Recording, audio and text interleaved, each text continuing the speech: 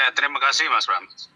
Pertama, menurut saya siapapun itu, presiden, menteri, gubernur, bupati, ketika menjadi pemerintah, maka organ utamanya itu adalah ASN atau birokrat. Birokrasi yang dimaksudkan di sini adalah yang tertuang di dalam undang-undang, ya, undang-undang ASN, undang-undang kementerian dan lembaga, sehingga harus dimaksimalkan potensi yang dimiliki. Nah, dalam teori kebijakan publik sendiri, itu tentunya adalah bahwa kita harus percaya kepada katakanlah anak buah kita atau pasukan kita, bahwa kemudian kita bisa menggunakan perangkat swasta di luar sebagai konsultan, itu wajar-wajar saja.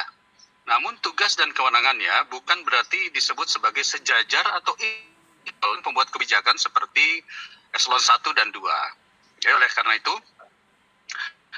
jawaban Mas Menteri kemarin tentu kurang memuaskan bagi kita karena kita belum bertanya mendalam. Walaupun kemarin itu sifatnya sebetulnya adalah pembahasan RKKL atau pembahasan anggaran untuk tahun 2023. Rencananya kita masih akan menanyakan terkait dengan program ini ada di mana, lalu berapa biayanya, itu yang akan kita tanyakan, dan mungkin Senin atau Selasa ini kita akan coba perdalam lagi.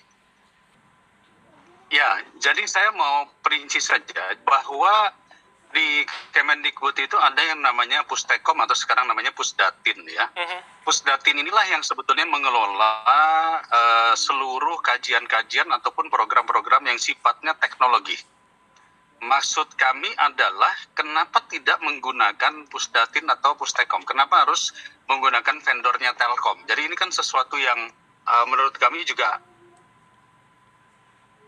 agak bingung ketika terus kemudian menggunakan vendor dari BUMN sesuai dengan apa yang disampaikan.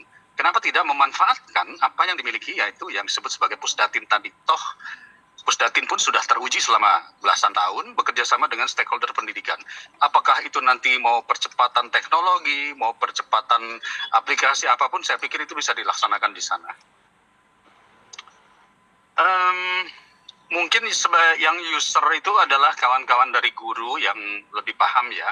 Tapi kami melihat bahwa memang pada saat kita mulai tahun 2020 dan terkena pandemi, segala sesuatunya menjadi online. Dan ketika segala sesuatu menjadi online, kami sudah dalam tanda kutip mendorong menteri untuk membuat program-program, baik itu pelatihan kepada guru, baik itu program kepada siswa yang menggunakan aplikasi. Dan kami sudah dorong pada saat itu adalah gunakan potensi yang ada. Dan salah satunya adalah Pustekom atau Pusdatin tersebut. Baik. Oleh karena itu, tentu kita menaruh anggarannya di sana. Nah, selebihnya itu ditaruh ke tempat lain, kami memang tidak bisa menelusuri lebih jauh karena itu kewenangannya ada di BPK.